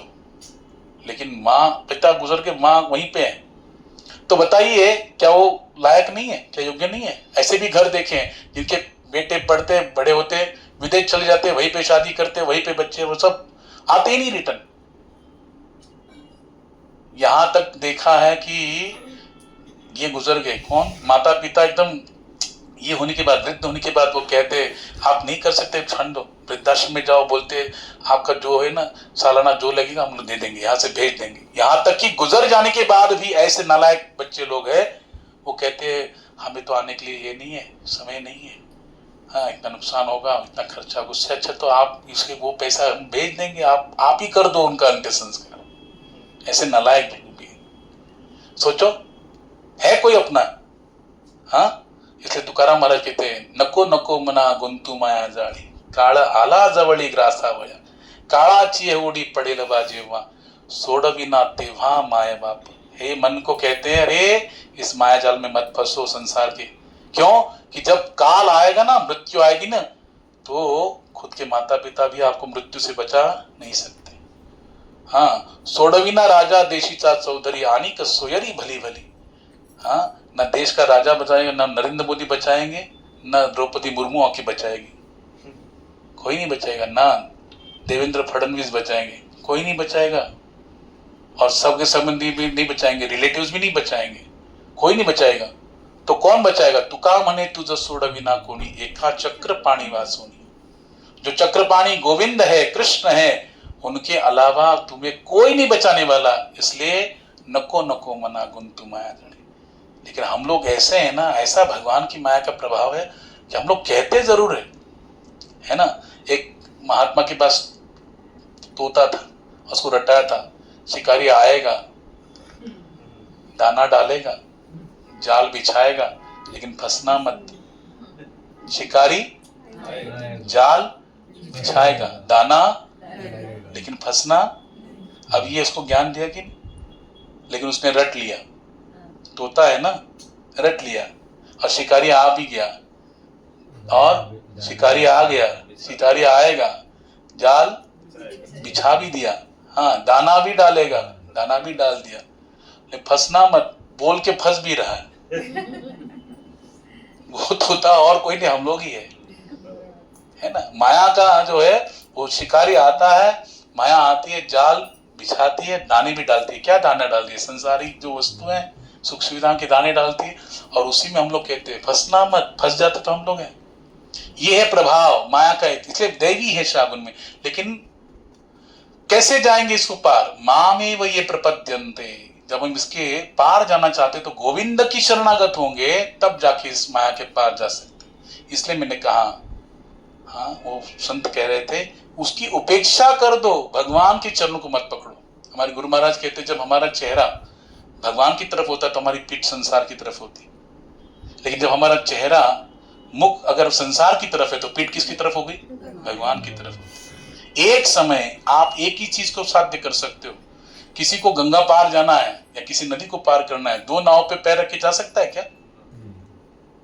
बोलो, एक ही पे बैठना पड़ेगा। एक साधे सब सधे, सब साधे सब जाए। एक को पकड़ो, एक जगह पे घाव डालो तब आपकी डाली टूटेगी, एक जगह पे खोदो तब आपको पानी मिलेगा। ऐसे ही एक हरि को पकड़ो, एक नाम को पकड़ो और उसी में लगे रहो। जब लगे रहोगे तो निश्चित रूप से हरि सी करुणा यही ल तुझी, भगवान को आपकी करुणा आ जाएगी, दया आ जाएगी। करुणाशील महा, वो तो करुणा का सागर है, समझे कि नहीं? कह रहे थे कि भगवान, जब अर्जुन कहते कि क्या भगवान क्या होगा जब आपकी भक्ति से दूर हो जाए, भक्ति करते करते दूर हो जाए, किसी कारणवश पथभ्रष्ट हो जाए, क्या करेंगे? भगवान बोलते मैं उसके पाप को देखता ही नहीं हूं। भगवान उसको हमेशा बचाए रखते, और कहते जो उसके भक्ति के जो भी साधना है, नाम लिया, जितना नाम लिया वो कभी नष्ट होगा ही नहीं। एक बार हरे कृष्ण कृष्ण कृष्ण हरे हरे, हरे राम राम राम, ये नष्ट नहीं होगा, ये स्टोर हो गया, फिक्स हो गया, कभी भी नहीं, खर्चे ना खूटे। मीराबाई कह रही, पायो जी मैंने राम रतन धन पायो, पायो जी मैंने राम रतन धन पायो, जन्म जन्म की पूंजी पाई, जन्म जन्म की पूंजी पाई। कैसे जन्म जन्म की पूंजी पाई? जग में सब खोवायो, पायो जी मैंने राम रतन धन पायो, पायो जी मैंने राम रतन धन पायो। मीराबाई को किसी ने पूछ लिया तो धन है ना, खर्चता होगा, आप खर्च करते होंगे तो खत्म भी होता होगा, रास होता होगा, खूंटता होगा, कोई चोर भी लेके जाता होगा। खर्चे न खूटे चोर ना ही लूटे, खर्चे न खूटे, खर्चे न खूटे, खर्चे न खूटे चोर ना ही लूटे, दिन दिन बढ़त सवायो, पायो जी मैंने राम रतन धन पायो, पायो जी मैंने राम रतन धन पायो। है कि नहीं? क्या कह रहे? खर्चे न खूटे, नहीं खर्च होगा, नहीं खूंटता है, न इसका ह्रास होता है, न चोर इसको लूट के जा सकता है। तो क्या होगा? लेने से क्या होगा? दिन दिन बढ़त सवायो, सवागुण दिन ब दिन क्या बढ़ते हैं? बढ़ते जाता है, बढ़ते, इसका प्रभाव बढ़ते जाता है। इसलिए भैया रहस्य की बात क्या है? नाम को पकड़ो, नाम से सब कुछ मिलेगा। हरिनाम सब कुछ देने में समर्थ है और हम लोग उसी को छोड़ देते हैं, इसलिए हम लोग दुखी हैं, इसलिए हम लोग टेंशन में, इसलिए हम लोग परेशानी में हैं। हमारे जीवन में प्रॉब्लम्स ही प्रॉब्लम्स आते रहते हैं। उसका निराकरण करने के लिए जो रास्ता है, भगवान खुद कह रहे हैं, मन मना भव मद भक्तो मद्याजी माम नमस्कुरु मामेव इष्टस्य युक्तैव आत्मानं मत्परायणः। भगवान गीता में कह रहे हैं, लेकिन हम लोग मानते ही नहीं। भगवान खुद कह रहे हैं, अपने मन में मेरा चिंतन करो, मेरा भक्त बनो, मेरी पूजा करो, मुझे ही नमस्कार करो। ये चार चीजें करो। अगर ये चार चीजें आप करते रहोगे तो निश्चित रूप से आप मुझे प्राप्त हो जाओगे, संसार के कष्ट से आपको क्या मिलेगी? मुक्ति मिल जाएगी। लेकिन हम लोग करते नहीं, यही हमारा दोष है। और फिर हम लोग भगवान को दोष देने लग जाते हैं। अपने जीवन में कष्ट आते तो हम अपने कर्मों को नहीं देख रहे हैं, भगवान को दोष दे देते हैं। ये हमारी मूर्खता है। और सूर्य को कितना भी हम लोग बोलेंगे, दोष करेंगे, सूर्य को क्या फर्क पड़ने वाला है? कोई फर्क पड़ेगा? प्रभुपाद जी बोलते किसने थूक दिया सूर्य को, बताओ, ऐसे थूको तो क्या होता है? उसकी शक्ल पे गिर गया। सूर्य को क्या फर्क पड़ा? वैसे भगवान को क्या फर्क पड़ेगा हमारे कहने से, दोष लगाने से? वो तो पूरे अलिप्त है, इस संसार से अलिप्त है उनको कोई फर्क नहीं पड़ता। लेकिन फर्क किसको पड़ता है? हमको फर्क पड़ता है। इसलिए भैया हाथ जोड़ के विनंती है, इस रहस्य को समझो। हाँ, महात्मा जड़ भरत जी के जीवन में देखो, भरत महाराज ने ये रहस्य को समझ लिया, इसलिए वो किसी भी चीज में नहीं लग रहे, किसी भी चीज में अपने मन को, ना बुद्धि को, ना इंद्रियों को समर्पित किया। वो जानते कि जहां लग गया फिर मैं फंसूंगा, फिर कहीं ना कहीं मेरा अटैचमेंट हो जाएगा और जन्म घेने लागे वासनी, कुछ ना कुछ वासना, कुछ ना कुछ कामना शेष रह जाएगी, तृष्णा शेष रह जाएगी, और उसको फिर उसके लिए वापस मुझे आना पड़ेगा, वापस आना पड़ेगा, समझेगी नहीं? तो एक स्टोरी बताते हैं। एक महात्मा थे और उन्हें कहीं पे दक्षिणा के जाते ना, भंडारे के लिए जाते, तो उनको 2 सोने की मोहरें मिली थी, सुवर्ण की। उन्होंने रखा था, उन्होंने सोचा कि आगे चल के इसको इकट्ठा करूंगा, जरा पैसे जमा हो जाएंगे, फिर किसी धाम में जाऊंगा, तीर्थ में जाके वहां पे साधुओं का भोज भंडार कर दूंगा, अन्नदान कर दूंगा। महात्मा ने उस 2 सुवर्ण की मोहरों को संभाल के रखा। अब रखा तो सही, उनकी कामना तो यही थी, लेकिन उतने में उनका शरीर छोड़ गया। और उनके फिर शिष्य लोगों को पता लगा, तो उन्होंने पूरा गुरु जी का अंत्य संस्कार वगैरह सब कर दिया। और फिर ये सब हो गया। उनके फिर रूम वगैरह को उसको साफ सफाई कर रहे थे। उनको एक भगवत गीता, गुरु जी का एक शास्त्र मिला, भगवत गीता खोला तो उसमें क्या था? हाँ, 2 मोहरें थी, और उसमें से जब 2 मोहरें निकली तो उसमें से एक सर्प भी निकला, छोटा सा। तो डर गए, बोले कहाँ से?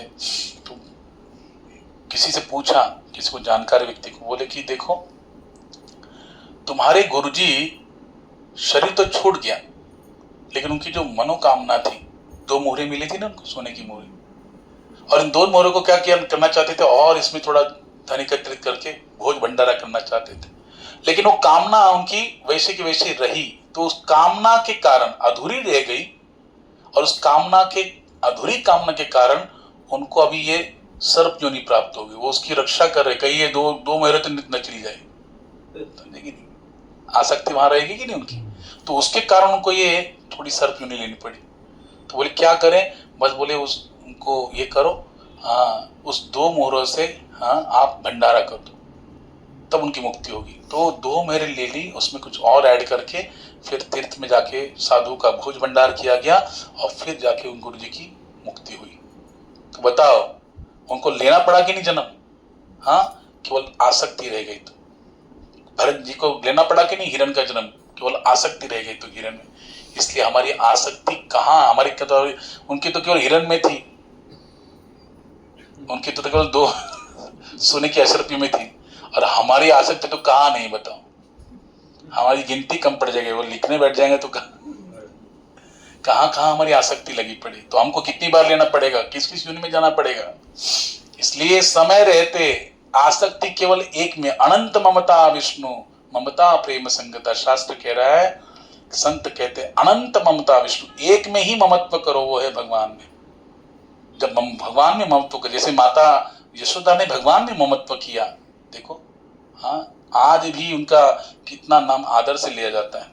हाँ नंद बाबा का जब भी कृष्ण जन्माष्टमी, नंद के आनंद भयो जय कन्हैया लाल की, हाँ हाथी दीने घोड़ा दीने और दीनी पाल की, जय कन्हैया लाल की जय, जशोदा लाल की। आया कि नहीं जशोदा महारानी का नाम, जहां जहां कृष्ण का गुणानुकीर्तन होगा, चरित्र गाया जाएगा, वहां नंदेश्वर का नाम निश्चित रूप से लिया जाएगा, आदर पूर्वक लिया जाएगा। क्यों, अनंत ममता विष्णु। भगवान जब छोड़ के गए ना गोकुल को, वृंदावन को छोड़ के गए, मथुरा चले गए, कृष्ण वापस नहीं आए, मथुरा से द्वारका गए, द्वारका से अंतर्धान के वैकुंठ चले गए। लेकिन महारानी यशोदा कृष्ण के जाने के बाद भी उसी भाव में लगी है, उसी भाव में स्थित है कि आज भी मेरा कान्हा उसी पल्ले में झूल रहा है। और उद्धव जी जब आते हैं ना, उद्धव जी को भेजते हैं कृष्ण, जाओ मेरे माता पिता को सांत्वना दो, वो मेरी याद कर रहे। और जब उद्धव जी पदार्थ आगमन करते हैं, प्रवेशित होते हैं नंद भवन के आंगन में, तो जब बातें करती तो माता यशोदा कहती शांत हो जा, मेरी लाला को अभी तनिक नींद लगी है, हाँ फिर जग जाएगा। तो बोले माखन दे दो, कोई बोले चांद दे दो, हाँ कुछ ना कुछ हाँ नटखटपना करेगा, अभी तो बहुत देर के बाद सोया, जरा शांत हो जाओ, आवाज मत करो। और जब देखते हैं कहाँ लाला है, देखे कुछ भी नहीं है, पलने में कोई भी नहीं। लेकिन महारानी यशोदा का भाव ये है कि कृष्ण मेरे आज भी वहां पर है। कितना ममत्व होगा, कितना ममत्व, कितना वात्सल्य होगा माता यशोदा का। तो ये वात्सल्य किसमें कब आता है भैया, जो भगवान से आप जैसा प्रेम, ये थामाम प्रपद्य, इसलिए कहा गया, भगवान कह रहे हैं। इसलिए अगर निरंतर भगवान में लगना है, निरंतर भगवान की प्राप्ति, अगर प्रेम प्राप्ति करनी है, तो भगवान के भजन को करना पड़ेगा, भगवान से जुड़ना पड़ेगा, उनकी सेवा करनी पड़ेगी, उनको अपना मानना पड़ेगा। इसलिए महात्मा अनस्तु माम पार्थ दैवीं प्रकृतिमाश्रितः भजन्ते अनन्य मनसो ज्ञात्वा भूतादिम अव्ययम्। कृष्ण गीता में कह रहे हैं, जो महात्मा गण होते हैं वो दैवी प्रकृति के आश्रित होते हैं, भौतिक प्रकृति के नहीं, भगवान की जो दैवी संपदा है उसके आश्रित होते हैं। हाँ और क्या, अनन्य मनसो ज्ञात्वा भूतादिम अव्ययम् भजन्ते अनन्य मनसो, कैसे, अनन्य भाव से भगवान का निरंतर क्या करते, भजन करते हैं। भजन्ते अनन्य मनसो, अन्य मन से, न अन्य, भगवान को छोड़कर किसी अन्य चीज में अटैचमेंट नहीं, कोई चिंतन नहीं, निरंतर स्मरण उसी का बना रहता है। इसलिए भगवान से प्रार्थना करते हैं। मैंने शायद माता जी के घर में नहीं, शालू माता के घर में बताया था, प्रार्थना में बहुत बल है, हमको प्रार्थना करनी चाहिए। प्रार्थना करने से अंतःकरण शुद्ध होता है। हाँ इसलिए एक महात्मा प्रार्थना करते हैं, हे नाथ ऐसी कृपा करो कि मैं आपको कभी भूलूं नहीं, हेची दान देगा देव तुझा विसर नवा। हे प्रभु ऐसी कृपा करो कि मैं आपको कभी भूलूं नहीं नाथ, चाहे मेरे कितने भी अपराध हो, हाँ मैं कितना भी निम्न श्रेणी का क्यों ना हो जाऊं, पाप क्रिया मेरे से, पापी हूं, दुराचारी नीच हूं, अपि चेत्सु दुराचारो, लेकिन आपने खुद कहा है गीता में, अपि चेत्सु दुराचारो भजते माम अनन्य भाग। दुराचारी में से दुराचारी क्यों ना हो, लेकिन अगर वो अनन्यता से मेरे नाम का भजन करता है तो हे अर्जुन साधु रेवस्य मंतव्य सम्यक व्यवसितो ही सह। वो भगवान उसे दुराचारी नहीं मानते, भगवान उसे साधु मानते। सोचो कितना की कृष्ण की कितनी निर्दोष दृष्टि है। अपराधी को भी भगवान क्या समझते हैं बोलो? उनके शरणागत भक्त को अपराध, उनके देखते ही नहीं, शरणागत के तो अपराध गिनते ही नहीं भगवान। इसलिए कि कृपा की ना होती जो आदत तुम्हारी, तो किस दिल में होती इबादत तुम्हारी। हाँ, न तुम होते हाकिम न हम होते मुलजिम, तो कैसी ये चलती अदालत तुम्हारी। कृपा की ना होती जो आदत तुम्हारी, तो किस दिल में होती इबादत तुम्हारी। भगवान इतने कृपाशील है, इतनी कृपा सिंधु है, भगवान अनायास कृपा कर देते हैं, न चाहते भी भगवान के हृदय से दया निकल जाती है, कृपा निकल जाती है। हम लोग यहाँ पे बैठे हैं किसकी कृपा से? इतनी बाहर बारिश होने के बाद कोई आएगा? बाजार नहीं जाते लोग, सब्जी लाने नहीं जाते, क्यों? इतना बारिश हो रहा है तो रुको ना, हाँ नहीं तो कल चले जाएंगे, क्या है आज, क्या है ऐसे ही खा लो। बोलते कि नहीं बोलते बोलो? हाँ हाँ, तो यानी बारिश होती तो हम लोग कहीं जाते नहीं, हम भगवान के सत्संग में आ रहे हैं, कथा श्रवण कर रहे हैं, नाम ले रहे हैं, संग कर रहे हैं, वैष्णव संग, प्रसाद मिलेगा, ये कब क्या है? उसकी कृपा नहीं तो और क्या है? उसकी कृपा के बगैर कुछ नहीं हो सकता। इसलिए महात्मा मस्तु माम पार्थ, निरंतर उनके संग में रहने वाले महात्मा लोग। इसलिए जड़ भरत महाराज यहाँ पर क्यों इतना उनका गुण गाया जा रहा है, क्यों इतना यश गाया जा रहा है? सोचिए सुखदेव गोस्वामी जैसे महात्मा परमहंस लेवल के, वो उनके गुण को गा रहे हैं क्योंकि उनका चरित्र ही इतना दिव्य है। इसलिए यहाँ पर सुखदेव जी वर्णन करते हैं, पिता के मृत्यु के पश्चात उनके भाइयों ने उनका कितना छल किया, लेकिन फिर भी वो कभी भी उनसे कोई विरोध नहीं किए। कुछ भी हाँ बचा खुचा जो भी मिलता बचता था वो खाने के लिए देते थे, जला कटा जो भी होता था वो खाने के लिए देते थे, वो भी खा के वो हष्ट पुष्ट थे, प्रसन्न थे, संतुष्ट थे, क्योंकि उनका उद्देश्य केवल शरीर की पुष्टि नहीं थी, उनका उद्देश्य तो आत्मा की पुष्टि थी। आत्मा को अन्न देना है, वो आत्मा का अन्न क्या, आत्मा का भोजन क्या? भगवान का नाम ही उसका क्या है? भोजन है। इसलिए वो नाम में मस्त रहते थे, हरि नाम लेते मस्त रहते थे।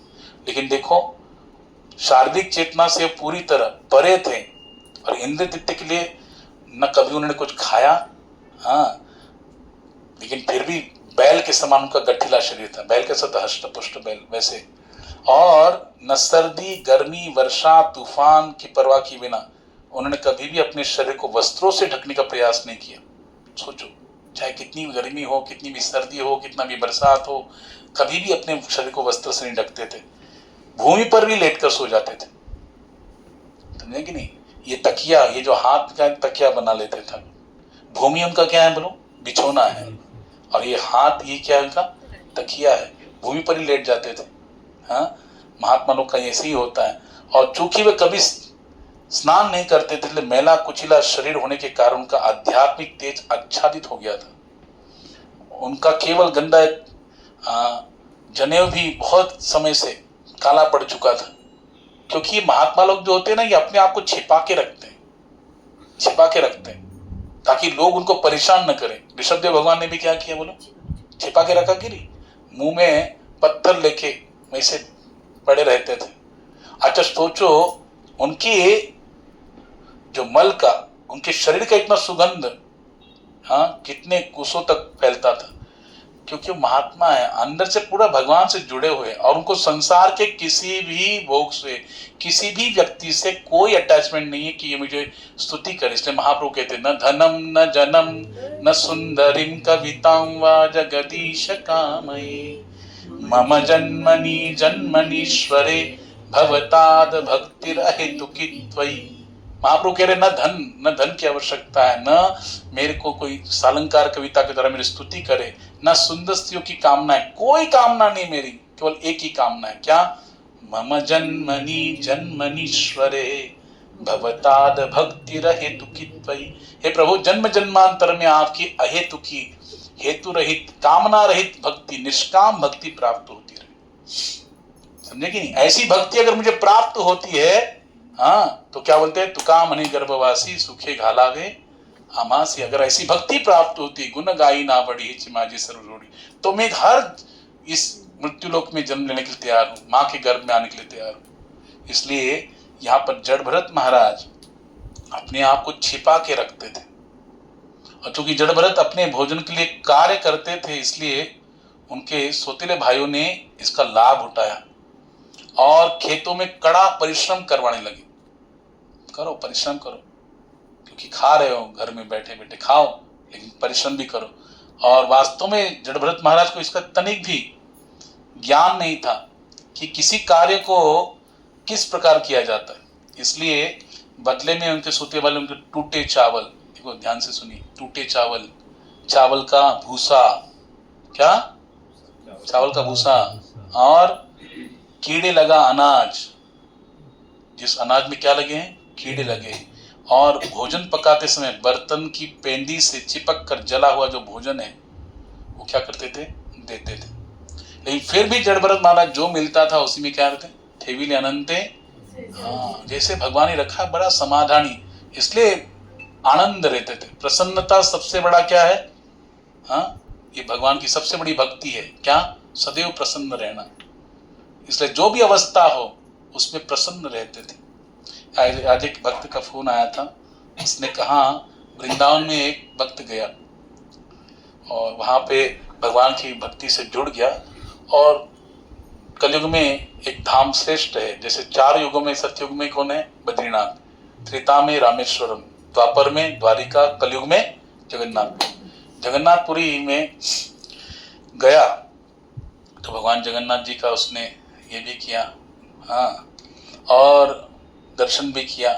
उसके उपरांत जब अगले साल फिर वृंदावन में गया तो वहां पे बड़ा भीड़ थी, कार्तिक में गया तो उसका पॉकेट किसने, पर्स किसने मार लिया, समझे कि नहीं।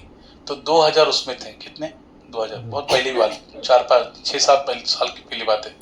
उस समय 2000 बहुत कीमती माने जाते थे। तो वो गया, लेकिन उसको उसका कोई, बाकी सब लोग टेंशन में आ गए, जिसका 2000 चला गया, 2000 चला गया, ऐसे बोल, लेकिन उसको कोई टेंशन नहीं है। बोल रहा थी शायद मुझसे ज्यादा इस 2000 की किसी और को जरूरत होगी, इसलिए भगवान ने मेरे से वो ले लिया और उसको दे दी। मुझसे कई गुना ज्यादा उसको ज्यादा जरूरत होगी उस 2000 की, इसलिए भगवान ने ले ली। इस भाव से उसने कोई टेंशन नहीं लिया कि मेरा गया गया गया गया, बवाल नहीं किया।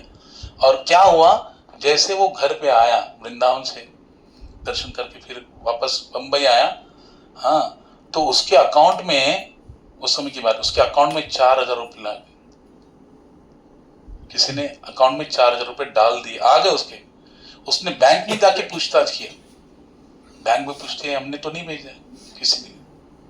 उसके बैंक खाते में क्या आएगा बोलो, 4000 रुपये आए।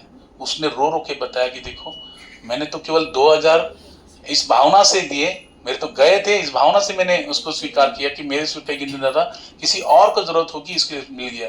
लेकिन भगवान क्या करते हैं, उस भाव पर ठाकुर जी ऐसे रहते, भगवान ने स्वयं क्या किया बोलो, 4000 जो रिटर्न किए। हमारे साथ, हमारे यहाँ पे मेरे साथ गए थे, भुजबल प्रभु करके एक है, और हमारे गाड़गे प्रभु, मालूम है ना, जिनके घर में प्रसाद लेते, तो वो मेरे साथ जगन्नाथपुरी गए थे। हम जिस आश्रम में रुके थे, गुंडीचा मंदिर के पास में चैतन्य मिशन भक्ति वैभव पुरी गोस्वामी महाराज का आश्रम है, वहां पे रुके थे, ऊपर हॉल में रुके थे। और फिर रथ यात्रा का पूरा दर्शन हो गया, सब हम रिटर्न आ रहे थे, तो हम लोग बैग पैकिंग कर रहे थे। तो उनने क्या किया, अपना जो भी जेब का पैसा है ना, जो पॉकेट है वो रख दिया ऐसा ही, और फिर घाई हो रहा था, बहुत जल्दबाजी हो रही थी, तो फटाफट बैग पैकेट को भूल गए, वहीं पे रखा था वहां पे भूल गए। फिर हम लोग कहाँ पे आए, भुवनेश्वर में आए। भुवनेश्वर में लिंगराज मंदिर दर्शन किया, अनंत वासुदेव दर्शन किए, वहां प्रसाद लिए। फिर गाड़ी 3 बजे थी, बैठ गए। बैठने के बाद गाड़ी ब्रह्मपुर तक आई, मतलब आग थोड़ा, मतलब समझो 30-40-50 किलोमीटर आ गई आगे। और एक अकस्मात उनको अभी आ गया, तो लोग पानी लेते हैं, हाँ, प्यास लगी, तो जेब टटोला, बोला 5000, हाँ जेब में तो है, निकाला, देखा तो पॉकेट ही नहीं है, पर्स ही नहीं है। और फिर बवाल हमको बताने लगे, अरे ऐसा ऐसा हुआ, मैं तो भर दिया था, रह गया, लगता है वहीं पे छूट गया। और बताओ, और वहां से देखो अभी ऐसी चर्चा चल रही है हमारी ट्रेन में, ठीक है, हाँ। और उतने में एक मुझे कॉल आया उसी आश्रम के डिवोटी का, जो मेरे पहचान का था, और मुझे बोला, दामोदर प्रभु, अरे क्या आप में से किसी का ऐसा पर्स रह गया क्या, हाँ, किसका रह गया, कितना अमाउंट था, पूरा जांच पहचान कर लिया, उसमें क्या क्या था, बोला हाँ ये मिला है बोले। और उस व्यक्ति ने क्या किया मालूम है, वो महाराज मेन जो उनके वहां के महाराज है सन्यासी को दे दिया और बोले उनको पास रख दिया। उन्होंने डायरेक्ट ऑनलाइन पेमेंट इसको कर दी। अब वो गाड़ी में है, ट्रेन में है, ध्यान से सुनिए आप लोग, ट्रेन में है, वो क्या कैश लेने जाएंगे क्या? ना वो भक्त आएंगे इतनी दूर, कहाँ जगन्नाथपुरी कहाँ बम्बई है। तो उन्होंने वो पैसे वहां रख दिया, अपने पास रख दिया और उनको ऑनलाइन पेमेंट 5,000 रुपया उनको कर दिया। उनके मतलब गाड़ी में बैठे बैठे जगन्नाथ जी उनके वापस पैसे दे दिए। ये सत्य बात है जीवन की। एक माता, एक प्रभु जी आप बता रहे थे जगन्नाथपुरी धाम में जहाँ पे पार्किंग एरिया, वहां पे एक पति पत्नी उड़ीसा के, वो वहां पे रहते, पति पत्नी वहां पे स्टॉल लगाते हैं, भोजन का जो भी है ना, स्नैक्स का स्टॉल लगाते हैं और वहां पे वितरण करते, अपना जीवन यापन करते। एक बार दोनों में बहुत झगड़ा हो गया, पति पत्नी में अक्सर होता है ना, तो झगड़ा बहुत हो गया, दोनों आपस में बात करना बंद कर दिए। इसका चेहरा इधर, इसका चेहरा उधर, कोई बात नहीं, कुछ नहीं। तो उस समय क्या हुआ, बात ही नहीं करे तो खाना पीना कौन पूछेगा? पत्नी पूछेगी खाओ पियो, वो भी नहीं पूछता, ये भी नहीं पूछ रहा है, उसने नहीं खाया ये भी नहीं खा रही, और उसने बनाया नहीं तो क्या खाएगी? पहली बात तो उसने बनाया नहीं, झगड़ा हो गया तो जाओ मरो, भूखा मरो, मैं भी नहीं खाऊंगी तुम भी नहीं खाओ। ऐसा बोलते, इतनी मेहनत करती हो तुम मेरे को बोलते रहती, ऐसा सोच रही थी। सोचो कुछ नहीं, दिन भर भूखे है। तो उस समय वो कह रही माता, आज सच्ची घटना, आज एक वक्त ने मेरे को बोला, क्योंकि वो गया था ना, तो उसने वहां पे जहाँ पे उसका गेस्ट हाउस था उसी के पास ये दोनों स्टॉल लगा के, तो ऐसी जान पहचान होता है। उन्होंने अपने जीवन का अनुभव बताया कि भगवान कितने कृपालु है। बोले हम दोनों का आपसी झगड़ा हो गया, आज कुछ खाया नहीं हमने, और दोपहर का समय हो गया, 2 बजे कोई पंडा आया, पुजारी आया और हमको भगवान का प्रसाद देके गया और बोलता है तुम लोग ऐसे ही करते हो, हाँ मेरे धाम में रहते हो और आपस में झगड़ा करते रहते हो, हाँ लो खाओ। अभी उस समय वो ऐसी भाव में थी, उसको पता नहीं लगा क्या कोई उसने ले लिया, लेकिन ये नहीं सोच आई। देखो भगवान का कैसा प्रभाव होता है माया का, भगवान कैसे ऐसा डाल देते आवरण ना, दिग्भ्रमित कर देते। वो कह रहे कि मेरे धाम में रहते हो भूखे रहते, झगड़ा करते रहते, भूखे रहते, मुझे चिंता करनी पड़ती तुम्हारी। लो आंखें दे दिया उनको, भोग प्रसाद भगवान के जगन्नाथ का महाप्रसाद मिल गया। और फिर जब वो चला गया, फिर बाद में खाने पीने बाद उनको फिर तकलीफ हो गया, अरे ये क्या बोल गया यार, ये पंडा को कैसे पता लगा? हाँ हम लोग भूखे हैं करके, हाँ हमारा झगड़ा हुआ करके, हम लोग भूखे करके, इसको कैसे पता लगा? और इसने क्या कहा, मेरे धाम में, क्या बोले, मेरे धाम में रहकर भूखे झगड़ा करते रहो, भूखे रहते हो, मुझे तुम्हारी चिंता करनी पड़ती। तो ये कौन था? बोले बोलो है भगवान जगन्नाथ थे कि नहीं? तो बोले मेरे धाम में कोई भूखा नहीं रहता, तुम भूखे हो, और भगवान ने स्वयं लाके उनको दे दिया। समझे कि नहीं? एक बार बरसाने के सब गए महात्मा श्रीनाथ द्वारा में, और नाथ द्वारा में गए, वहां पे तो भगवान को 56 भोग लगता है, पूरा शाही एकदम उनका ठाट बाट है। तो गए, भूख लगी, और वहां पे देखा भगवान को 56 भोग लगे, बोले मांगने लगे हमको दो। तो बोले ऐसा नहीं, पैसा दो फिर मिलेगा। ऐसे नहीं मिलता, पैसे ही मिलता है बस। फिर वो तो बरसाने के साधु लोग तो यार तू फिर देने लगे गारियां, नहीं ब्रज के लोग हैं, भगवान के प्रति उनका सख्य भाव है। तो बोले तू क्या देगा, तू तो चोर है, तू क्या हमको खिलाएगा? अरे तेरे से तू तो निष्ठुर है, तेरे से दयालु हमें राधा रानी है, कभी हमको भूखा नहीं रखी, कभी बरसाने में हम भूखे नहीं रहे। और भगवान को जली कटी सुना सुना के पूरा सुना के आ गए और बगीचे में बैठ गए। तो जली कटी सुना के भगवान के फिर वापस आ गए।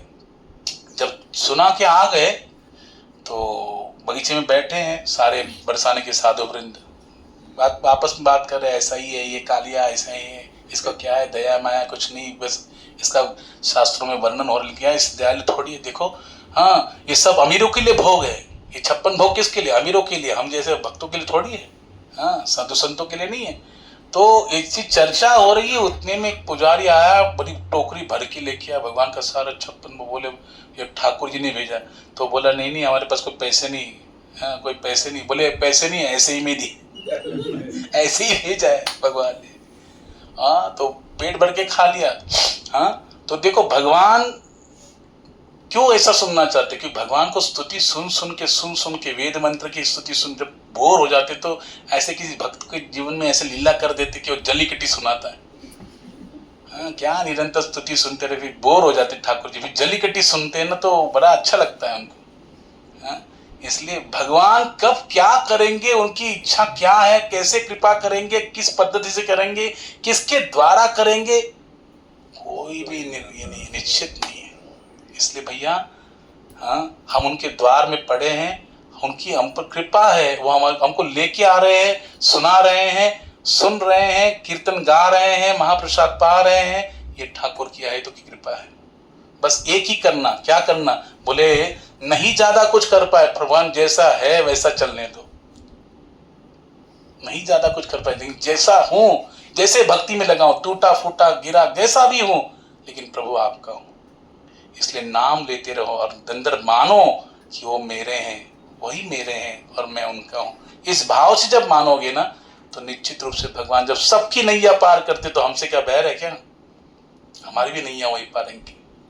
मेरी ये नैया है अब तो तेरे हवाले,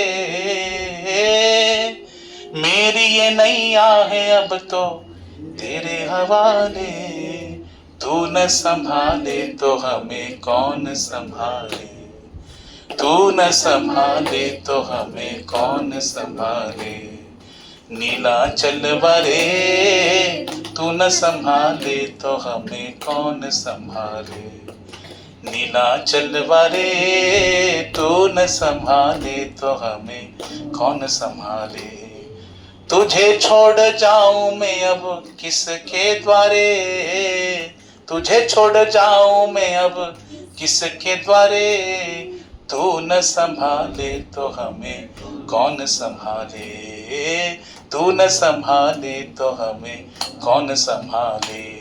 हे जगन्नाथ जगन्नाथ, हे चक्का नयन, हे चक्का नयन, ओ जगन्नाथ, हाँ जगन्नाथ, हे चक्का नयन, चक्का नयन, नीलाचल वरे तू न संभाले तो हमें कौन संभाले, तू न संभाले तो हमें कौन संभाले। जगन्नाथ स्वामी मेरे नैनों के तारे, जगन्नाथ स्वामी मेरे नैनों के तारे, हे जगन्नाथ स्वामी मेरे नैनों के तारे, जगन्नाथ स्वामी मेरे नैनों के तारे, जगन्नाथ जगन्नाथ जगन्नाथ जगन्नाथ जगन्नाथ जगन्नाथ, जय जय जगन्नाथ, जय जय जगन्नाथ, जय जय जगन्नाथ, जय जय जगन्नाथ, जगन्नाथ स्वामी मेरे नैनों के तारे, जगन्नाथ स्वामी मेरे नैनों के तारे, तू न संभाले तो हमें कौन संभाले, तू न संभाले तो हमें कौन संभाले। हाँ नीलाचल वरे तू न संभाले तो हमें कौन संभाले, नीलाचल वरे तू न संभाले तो हमें कौन संभाले। हाँ जय जगन्नाथ जगन्नाथ जगन्नाथ, जय जगन्नाथ, जय जगन्नाथ, बोलो जगन्नाथ जगन्नाथ, जय जय बलदेवा, जय सुभद्रा, बलदेवा जय सुभद्रा, जय बलदेवा जय सुभद्रा, बलदेवा जय सुभद्रा, निताई गौर हरि बोल, हरि बोल, हरि बोल, हरि बोल, निताई गौर हरि बोल, हरि बोल, हरि बोल, निताई गौर हरि बोल, हरि बोल, हरि बोल, हरि बोल, निताई बोल हरि बोल, हरि बोल हरि बोल। तो मेरी ये नैया है तेरे, हाँ तू न संभाले तो हमें कौन संभाले। वही संभालने वाला है, वही पार लगाने वाला है।